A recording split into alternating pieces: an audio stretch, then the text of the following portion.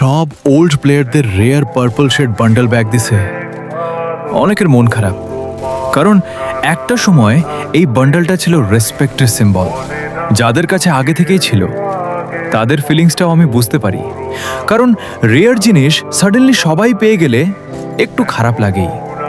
কিন্তু একটা জিনিস অনেকেই ভাবে না, অনেক ওল্ড প্লেয়ার ছিল যাদের ওই সময় টপ আপ করার মতো টাকা ছিল না।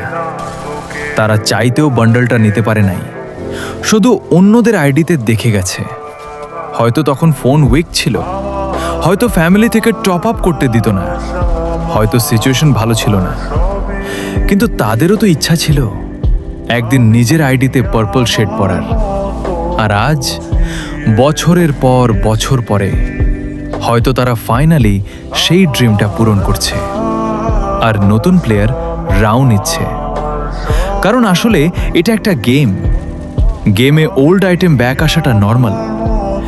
মেমোরিজ কখনো রেয়ার হয় না, রেয়ার হয় সেই সময়টা যখন প্রথমবার একটা বান্ডেল দেখে এক্সাইটমেন্ট ফিল করছিলাম।